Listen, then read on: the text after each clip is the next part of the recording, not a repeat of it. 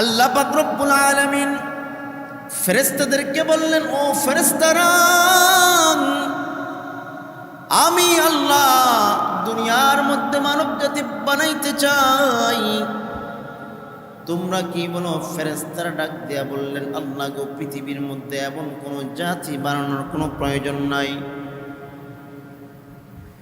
এমন কোন মানুষ পৃথিবীর মধ্যে বানানো নাই, বানানোর দরকার নাই। ওয়াইদ ক্বালা রাব্বুকা লিল মালাইকাতি ইন্নী জাইলুন ফিল আরদি খলিফা। আল্লাহ বলেন, দুনিয়ার মধ্যে আমি প্রতিনিধি বানাইতে চাই। ওয়াইদ ক্বালা রাব্বুকা লিল মালাইকাতি ইন্নী জাইলুন ফিল আরদি খলিফা ক্বালু আতাজআলু ফিহা মান ইফসিদু ফিহা। ফেরেশতারা বললেন, দুনিয়ার মধ্যে মানুষগুলো যাবে, মান ইফসিদু ফিহা ওয়া ইয়াসফিকুদ দিমা, তারা একে অপরের সাথে ঝগড়া করবে, একে অপরের সাথে বিবাদ করবে, রক্তপাত ঘটাবে, দাঙ্গা হাঙ্গামা করবে। আল্লাহ গো, এই জাতিকে পৃথিবীর মধ্যে বানানোর কোনো প্রয়োজন নাই। ওয়া নাহনু নুসাব্বিহু বিহামদিকা ওয়া নুকদ্দিসু লাক। আল্লাহ গো, আমরাই তো আপনার তাসবিহ তাহলিল পাঠ করে আপনার গুণগান গাই। পৃথিবীর মধ্যে, জমিনের মধ্যে কোনো মানুষ বানানোর কোনো প্রয়োজন নাই। আল্লাহ তাআলা বলেন, বান্দা, আমি আল্লাহ ক্বালা ইন্নী আ'লামু মা লা তা'লামুন, আমি আল্লাহ যা জানি তোমরা ফেরেশতা তা জানো না। সুবহানাল্লাহ। এই পরদিনিশি দিল মে पर्दे में रहा करना, जब वक्त निज़ा आए दीदार आता करना। ऐ नूर खुदा आकर क़ल्ब समा जाना,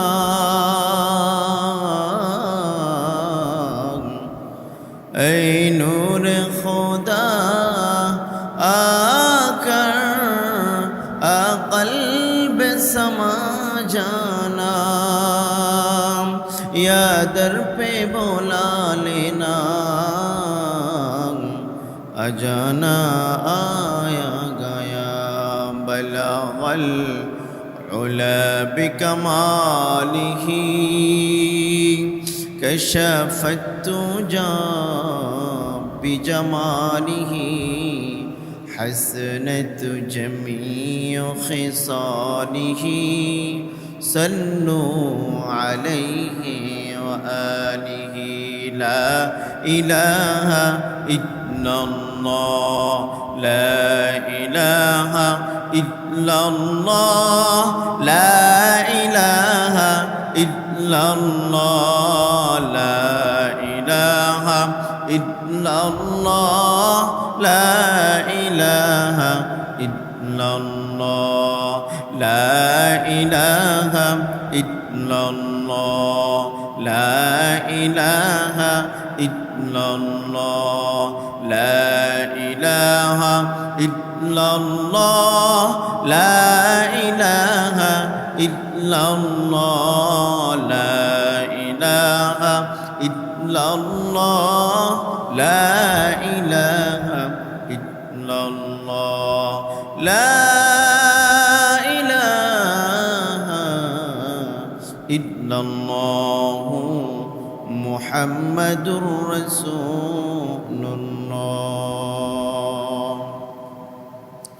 আলহামদুলিল্লাহ, মহান আল্লাহ তাআলার দরবারে অসংখ্য অগণিত শুকরিয়া যে মহান রব্বুল আলামিন আপনাকে আমাকে দয়া করে মহাব্বত করে ভালোবেসে পবিত্র জুমার দিন আল্লাহর ঘর মসজিদে বসবার মতো তৌফিক দান করেছেন। এজন্য কালিমাতুশ শুকর আদায় করি আলহামদুলিল্লাহ। আপনার মতো আমার মতো অসংখ্য মানুষ যারা নাকি দুনিয়াবি কাজের মধ্যে নিজেকে বিলিয়ে দিয়েছে, পবিত্র জুমার দিন তারা ব্যস্তময় মুখরিত পরিবেশে তারা বাস করতেছে। আল্লাহ তাআলার বিধান জুমার দিন এমন একটা গুরুত্বপূর্ণ দিন জানা সত্ত্বেও তারা নিজের ব্যবসা বাণিজ্য ব্যস্ততা বাদ দিয়ে তারা এখনো পর্যন্ত মসজিদগামী হতে পারে নাই। কিন্তু আল্লাহ তাআলা দেখেন আপনাকে আমাকে পৃথিবীর সব কাজ থেকে ফারেক করে, কত মানুষ ইচ্ছা থাকলেও মসজিদের মধ্যে আসতে পারে না, অসুস্থতার কারণে হাসপাতালের বেডের মধ্যে ভর্তি আছে, হাঁটাচলা করতে পারে না। কিন্তু আল্লাহ তাআলা আপনাকে আমাকে সুস্থ এবং সবল রেখে মহান আল্লাহ তাআলার ভালোবাসা এবং দয়া মোহাব্বত আপনাকে আমাকে ঘরের মধ্যে রাখতে পারে নাই, ব্যস্তময় মুখরিত পরিবেশের মধ্যে রাখতে পারে নাই, খারাপ কাজের মধ্যে আপনাকে আমাকে ধরে রাখতে পারে নাই। আমরা তো আল্লাহ তাআলাকে ভালোবাসি, যে আল্লাহ তাআলা আপনাকে আমাকে সৃষ্টি করলেন, যে আল্লাহ তাআলা আপনার আমার রিজিকের ব্যবস্থা করতেছেন, যে আল্লাহ তাআলা আপনার পরিবারের রিজিকের ব্যবস্থা করতেছেন, যে আল্লাহ তাআলা আপনাকে আমাকে সুস্থ রাখছেন, যে আল্লাহ তাআলা আপনাকে আমাকে পৃথিবীর সব নিয়ামত আপনাকে আমাকে দিলেন। এই পৃথিবীর মধ্যে আমরা বাস করতেছি, এই পৃথিবীর মধ্যে আমরা চলতেছি ফিরতেছি, সব কিছু আল্লাহ তাআলা আপনাদেরকে ভরপুরভাবে দিয়ে দিলেন। নাফরমান বেদিন বেঈমানরা যেরকমভাবে পৃথিবীর মধ্যে চলাফেরা করে, তারা কিন্তু আল্লাহর গোলামি করে না, আল্লাহর হুকুম আহকাম বিধিবিধান তারাও মানে না। তাদের জন্য আল্লাহ তাআলা যেমনিভাবে রিজিকও বরাদ্দ রেখেছেন, আমাদের জন্য রিজিকও বরাদ্দ রেখেছেন।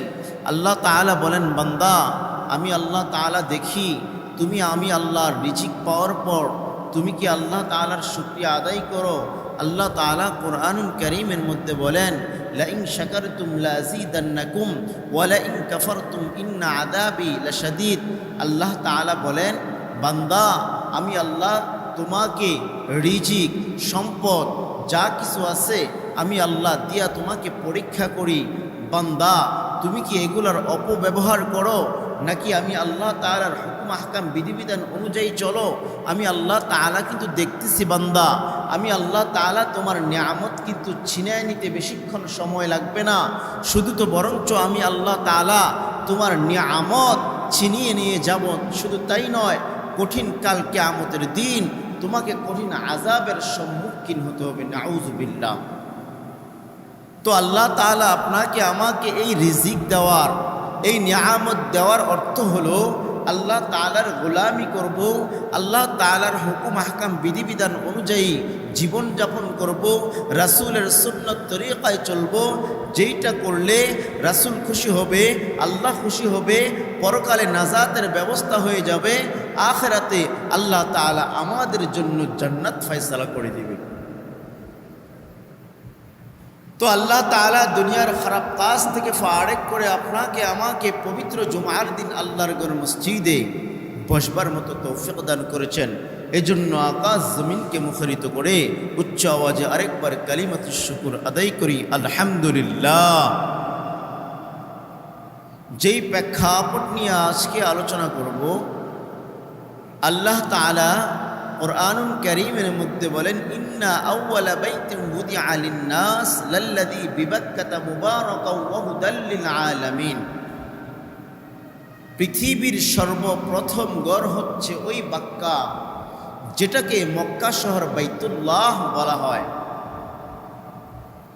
ইন্না আউওয়ালা বাইতিন বুদিআ লিন-নাস লাল্লাযী বিবাক্কাতা মুবারাকান, যেটা বরকতপূর্ণময় ঘর, যেই বাইতুল্লাহকে দেখার জন্য মন শুধু আপ্রাণ চেষ্টা, মনের মধ্যে একটা তৃপ্তি, কখন ওই বাইতুল্লাহকে তওয়াফ করব। লব্বাইক আল্লাহুম্মা লব্বাইক লা শারীকা লাকা লব্বাইক ইন্নাল হামদা ওয়ান নি'মাতা লাকা ওয়াল মুলক লা শারীকা লাকা লব্বাইক। কখন এই কথাগুলো বলবো, কখন তওয়াফ করতে পারবো, কখন রাসূলের রওজা জিয়ারত করতে পারবো, এই আশা, এই ব্যথা মনের মধ্যে দিন দিন বেড়েই চলছে। তো এই বাইতুল্লাহ আল্লাযী বিবাক্কাতা মুবারাকান ওয়া হুদাল লিল আলামিন, আল্লাহ তাআলা বলেন এটা সমগ্র পৃথিবীর মানুষের জন্য, এটা হলো হুদাল লিল আলামিন, সমস্ত মানুষের জন্য। তো হুদাল লিল আলামিন সমস্ত মানুষের জন্য। তো এই কাবাগর বাইতুল্লাহ ইতিহাস নিয়ে সংক্ষিপ্ত আকারে কিছু আলোচনা করব। আল্লাহ তাআলা আপনাদেরকে শোনার এবং বুঝার, আমল করার তৌফিক দান করুন, সবাই বলি আমিন। এই কাবাগরের সর্বপ্রথম এই মাটির সূচনা কোথা থেকে আসলো? পৃথিবীর শুরু লগ্ন থেকে এই জমিনে বিন্দু পরিমাণ মাটি ছিল না, শুধু পানি আর পানি। চোখ যেদিকে যাইতো শুধু পানি আর পানি, ডানে বামনে সামনে পিছনে যেদিকে তাকাই শুধু পানি আর পানি, পানি শুধু থই থই করত। যেই জায়গার মধ্যে বাইতুল্লাহ স্থাপন করা হলো, সেই বাইতুল্লাহ যখন স্থাপন হবে, সেই জায়গার মধ্যে একটু মাটি যখন জমাট বাঁধল নিচু পরিমাণ, সেই জায়গার মধ্যে পানি আটকিয়ে আটকিয়ে ফেনা যখন তৈরি হলো, টিলা পরিমাণ মাটি যখন সেই জায়গার মধ্যে যখন টিলা পরিমাণ মাটি একটু উঁচু হয়ে গেল, ফেনা উঠতে উঠতে এখানে মাটি আকারে ধারণ করলো, তখন আল্লাহ তাআলা ইচ্ছা করলেন পৃথিবীর মধ্যে বাইতুল্লাহ নির্মাণ করবেন। কেন বাইতুল্লাহ নির্মাণ করবেন? এই জন্য বাইতুল্লাহ নির্মাণ করবেন যাতে করে আমার গুনাহগার বান্দাগুলো এখানে একটি বুক লাগিয়ে, একটু চোখ লাগিয়ে, একটু অজরে কান্না করে আমি আল্লাহর কাছে ক্ষমা চাই, আমি আল্লাহ তাআলা বান্দাকে ক্ষমা করে দেব। সুবহানাল্লাহ। وعلم آدم الأسماء كلها ثم عرضهم على الملائكة فقال أنبئوني بأسماء هؤلاء إن كنتم صادقين وإذ قال ربك للملائكة إني جاعل في الأرض خليفة قالوا أتجعل فيها من يفسد فيها ويسفك الدماء ونحن نسبح بحمدك ونقدس لك قال إني أعلم ما لا تعلمون আল্লাহ পাক রব্বুল আলামিন ফেরেশতাদেরকে বললেন, ও ফেরেশতারা, আমি আল্লাহ দুনিয়ার মধ্যে মানব জাতি বানাইতে চাই। তোমরা কি বলো? ফেরেশতারা ডাক দিয়া বললেন, আল্লাহ গো, পৃথিবীর মধ্যে এমন কোন জাতি বানানোর কোনো প্রয়োজন নাই, এমন কোন মানুষ পৃথিবীর মধ্যে বানানো নাই, বানানোর দরকার নাই।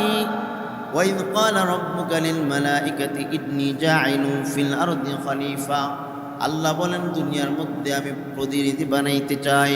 ওয়াইদ ক্বালা রাব্বুকা লিল মালাইকাতি ইন্নী জাঈলুন ফিল আরদি খলিফা ক্বালু আতাজআলু ফিহা মান ইফসিদু ফিহা, ফেরেশতারা বললেন দুনিয়ার মধ্যে মানুষগুলো যাবে, মান ইফসিদু ফিহা ওয়া ইয়াসফিকুদ দিমা, তারা একে অপরের সাথে ঝগড়া করবে, একে অপরের সাথে বিবাদ করবে, রক্তপাত ঘটাবে, দাঙ্গা হাঙ্গামা করবে।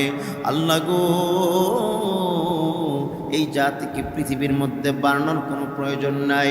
ওয়া নাহনু নুসাব্বিহু বিহামদিকা ওয়া নুকদ্দিসু লাক, আল্লাহ গো আমরাই তো আপনার তাসবিহ তাহলিল পাঠ করে আপনার গুণগান গাই। পৃথিবীর মধ্যে জমিনের মধ্যে কোনো মানুষ বানানোর কোনো প্রয়োজন নাই। আল্লাহ তাআলা বলেন, বান্দা আমি আল্লাহ ক্বালা ইন্নী আ'লামু মা লা তা'লামুন, আমি আল্লাহ যা জানি তোমরা ফেরেশতা তা জানো না। সুবহানাল্লাহ। আমি আল্লাহ তাআলা যা জানি তোমরা তা জানো না। আমি পৃথিবীর মধ্যে বনি আদম বানাইতে চাই। বনি আদম বানানোর উদ্দেশ্য হলো, তো ফেরেশতারা চিন্তায় চিন্তিত হয়ে গেল, আমরা কি ভুল করে ফেললাম নাকি? তারা এখন উসিলা খুঁজতেছে যে কিভাবে আল্লাহ তাআলার কাছে ক্ষমা প্রার্থনা করবে। আরশ আজিম এর নিচে বাইতুল মামুর নামে একটি মসজিদ আছে, বাইতুল্লাহ। সেখানে দৈনিক 70,000 ফেরেশতা তওয়াফ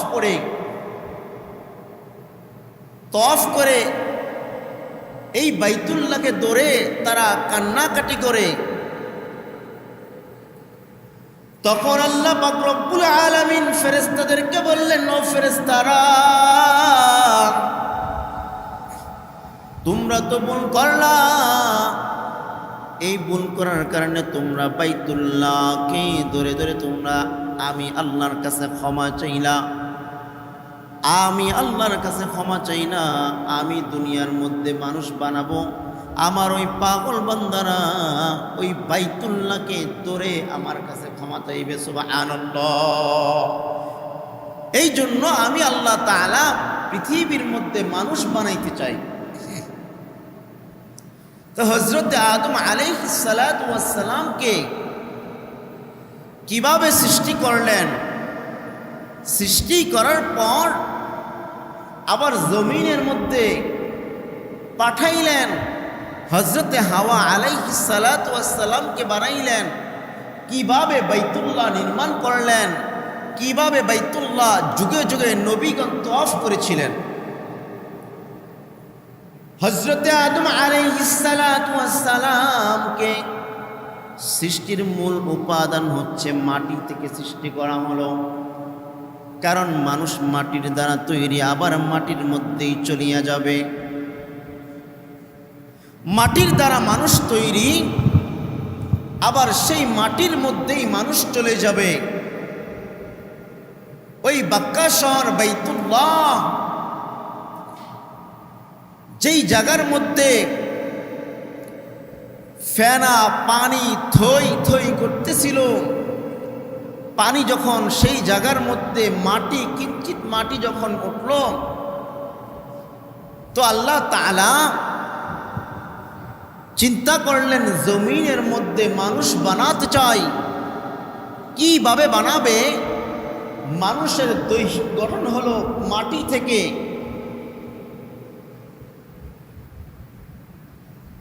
তো আল্লাহ তাআলা প্রথমে ওই মাটি থেকে মানুষকে কিভাবে তৈরি করবেন? আল্লাহ পাক রব্বুল আলামিন প্রথমে জিবরাইল আলাইহিস সালাতু ওয়াস সালামকে ওই বাইতুল্লাহর মধ্যে পাঠাইলেন, যেই জায়গার মধ্যে কিঞ্চিত মাটি চলমান হয়েছে, মাটি উঠে গিয়েছে। জিবরাইল আলাইহিস সালাতু ওয়াস সালাম মাটির কাছে অনুমতি চাইলেন। আল্লাহ বলেছেন তোমার কাছ থেকে কিঞ্চিত মাটি নেওয়ার জন্য। মাটি তাকে অনুমতি দিলেন না, মাটি তাকে ফিরিয়ে দিলেন। আল্লাহ পাক রব্বুল আলামিন তারপরে হযরতে মিকাইল আলাইহিস সালাতু ওয়াস সালামকে পাঠাইলেন জমিনের মধ্যে মাটি নিয়ে আসার জন্য। মাটি তাকে অনুমতি দিলেন না। তারপর আল্লাহ তাআলার কাছে আবারও মিকাইল আলাইহিস সালাতু ওয়াস সালাম চলে গেলেন। এবার আল্লাহ পাক রব্বুল আলামিন আজরাইল আলাইহিস সালাতু ওয়াস সালামকে পাঠাইলেন। আজরাইল অনুমতি নেওয়ার কোনো অনুমতি নিলেন না, ডাইরেক্ট থাবা মাইরা মাটি কিঞ্চিত লইয়া লইলেন। সুবহানাল্লাহ। অনুমতি নিলেন না। কারণ মানুষের যখন মৃত্যুর সময় সন্নিকটে চলে আসে, আজরাইল কি কারো কাছে ইয়া অনুমতি নেয়, ভাই আপনার জানটা কবজ করি? অনুমতি নেয়? অনুমতি নেয় না। আপনার সময় যখন বিদায়ের ঘন্টা যখন বেজে যাবে, আপনার হায়াতের ঘন্টা যখন বেজে যাবে, আপনি দুনিয়ার মধ্যে কত রং বাহাদুরি, কত কিছুই না কাটাইলেন, দুনিয়ার মধ্যে কত জীবনযাপন, সুন্দর জীবনযাপন করলেন, আপনি গাড়ি বাড়ি অট্টালিকা দালানকোঠা সুন্দর সুন্দর বাড়ি করলেন। কত বহু মানুষ আছে সুন্দর বাড়ি করার পরও সেই বাড়ির মধ্যে উঠতে পারে নাই, সুন্দর গাড়ি কিনেছে সেই গাড়িতে আরোহণ করতে পারে নাই। সাজ্জাদের কাহিনীকে আপনারা শোনেন নাই? সাজ্জাদকে যখন দিনের দাওয়াত দিলেন যে তুমি ইসলাম ধর্ম গ্রহণ করো, এক আল্লাহকে মানো, আল্লাহর হুকুম আহকাম বিধিবিধান তুমি মানো, সাজ্জাদ বলে এগুলা মানলে কি হবে? বলে এগুলা মানলে তুমি জান্নাত পাবা। সাজ্জাদ বলতে লাগলো, আমার তো জান্নাত দরকার নাই, আমি এত এত টাকার মালিক, এত সম্পত্তির মালিক, পৃথিবীর মধ্যে আমি জান্নাত তৈরি করতে পারি না। আউযুবিল্লাহ। সাজ্জাদ জান্নাত তৈরি করলেন, আরাম আয়েশের জায়গা তৈরি করলেন, কিন্তু যখনই সেই জায়গার মধ্যে, সেই বিলাসবহুল আরামের জায়গার মধ্যে পা রাখবেন, আল্লাহ বলেন যা আজরাইল তার জানটা কবজ করে নাও। সে সেই জায়গার মধ্যে ঢুকতে পারল না। তো আল্লাহ পাক রব্বুল আলামিন আজরাইল আলাইহিস সালাতু ওয়াস সালামকে সেই জায়গার থেকে যখন তিনি অনুমতি না নিয়ে মাটি নিয়ে আসলেন, সেই মাটি দ্বারা হযরতে আদম আলাইহিস সালাতু ওয়াস সালামকে যখন সৃষ্টি করলেন, হযরতে আদম আলাইহিস সালাতু ওয়াস সালামকে সৃষ্টি করার পর তাকে সমস্ত মাখলুকাতের নাম শিক্ষা দিলেন। وعلم آدم الأسماء كلها ثم عرضهم على الملائكة فقال أنبئوني بأسماء هؤلاء إن كنتم صادقين। আল্লাহ আদম আলাইহিস সালাতু ওয়াস সালামকে সমস্ত মাখলুকের নাম শিক্ষা দিলেন। ফেরেশতারা তাকে সিজদা করলো। এবার আল্লাহ তাআলা বলেন, ও ফেরেশতারা, আমি আল্লাহ যা জানি তোমরা তা জানো না। আল্লাহ পাক রব্বুল আলামিন বললেন, তোমরা যেরকমভাবে বাইতুল্লাহকে তওয়াফ করার জন্য, তোমাদের গুনাহ মোচন করার জন্য আরশে আজিমের নিচে যেই বাইতুল্লাহকে, তোমাদের গুনাহকে মোছার জন্য তোমরা তওয়াফ করো, আমি আল্লাহ পৃথিবীর মধ্যে এমন একটা বাইতুল্লাহ বানাতে যাই, যেই বাইতুল্লাহ আমার বান্দাগুলো হাজার হাজার গুনাহ করবে, আমার বান্দাগুলো গুনাহ করবে। বান্দা তো গুনাহ করবে, তোমরা তো আমার কাছে থাকো, তোমাদের কোনো গুনাহ নাই, কিন্তু আমার বান্দাদেরকেও আমি সৃষ্টি করব, তাদের গুনার চাহিদা থাকবে, তাদের গুনার চাহিদা থাকবে।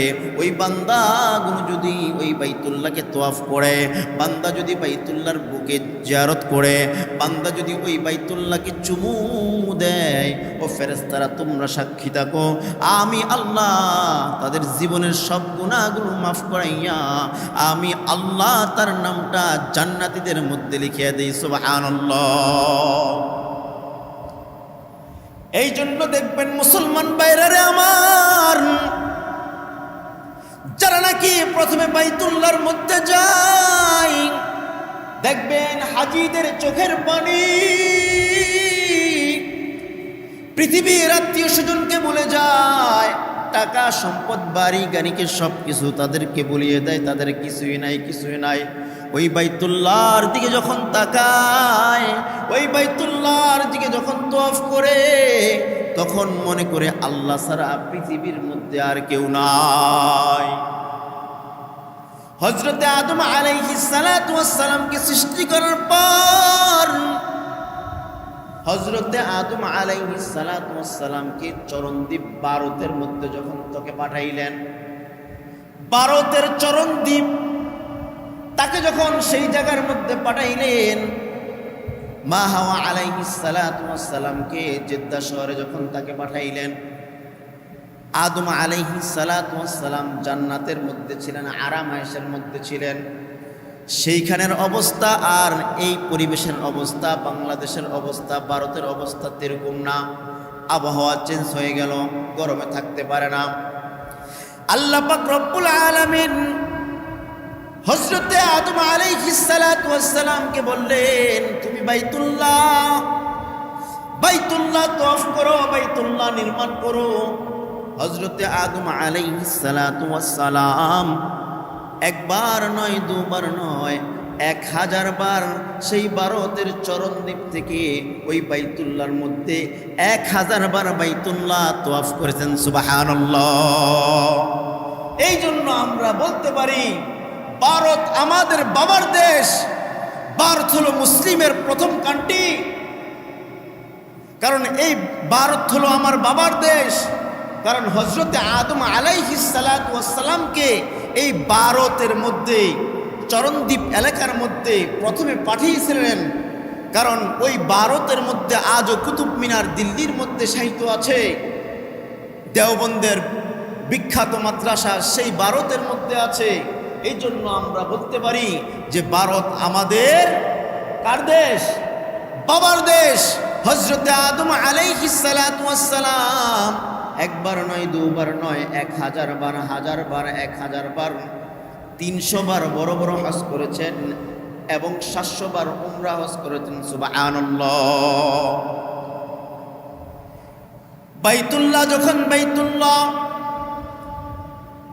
সর্বপ্রথম বাইতুল্লাহ যখন তওয়াফ করলেন, হযরতে নূহ আলাইহিস সালাতু ওয়াস সালাম প্রায় 600 বছর পরে হযরতে নূহ আলাইহিস সালাতু ওয়াস সালাম তওয়াফ করলেন। 40 জন মাত্র দাওয়াত দিয়েছিলেন। এই 40 জন যখন দাওয়াত দিলেন, নূহ আলাইহিস সালাতু ওয়াস সালাম আর পারতেছেন না। আল্লাহ তাআলা বললেন, হে নূহ, তুমি কিস্তি বানাও, যেই কিস্তির মধ্যে যারা ঈমান গ্রহণ করেছে তাদেরকে উঠাও, আর এক এক জোড়া করে প্রাণী তার মধ্যে উঠাও। পৃথিবী আবার ধ্বংস হয়ে গেল। নূহ আলাইহিস সালাতু ওয়াস সালামের জামানায় তার কিস্তি 7 বার সেই বাইতুল্লাহর মধ্যে তওয়াফ করেছে। সেই বাইতুল্লাহকে তওয়াফ করেছে। এই জন্য আল্লাহ পাক রব্বুল আলামিন বলেন, ইন্না আউওয়ালা বাইতিন উদিআ লিন-নাসি লাল্লাযী বিবাক্কাতা মুবারাকান ওয়া হুদাল লিল আলামিন। এই বাক্কা শহর, এই মদিনা শহর, এই মক্কাতুল মুকাররমা বাইতুল্লাহ মুসলমানদের কিবলা। যদিও বাংলাদেশ থেকে উচ্চতা এবং 19 মাইল বিভিন্ন দেশ থেকে দেখা যায় এই কিবলা তাদের অনেক উপরে, এর জন্য নিচু। বলতে পারেন কিবলা যদি উপর হয় তাহলে আমরা কিভাবে নামাজ আদায় করব? তার প্রশ্ন জবাব হলো, হযরতে নূহ আলাইহিস সালাতু ওয়াস সালাম এবং অন্য নবীদের আমলে দেখা গেছে এই বাইতুল্লাহর নিতম্ব হলো 7 তবক জমিনের নিচ পর্যন্ত তার গোড়া। সুবহানাল্লাহ। আর তার সম্পর্ক হচ্ছে যারা বিমান দিয়া চলাফেরা করে চিন্তা করে আমরা কিভাবে নামাজ আদায় করব। আর এই বাইতুল্লাহর সরাসরি সম্পর্ক হচ্ছে আরশে আযীম বাইতুল্লাহর সাথে সম্পর্ক। সুবহানাল্লাহ। তো আল্লাহ পাক রব্বুল আলামিন আমাদেরকে বাইতুল্লাহ জিয়ারত করার মতো তৌফিক দান করুন। সবাই বলি আমিন।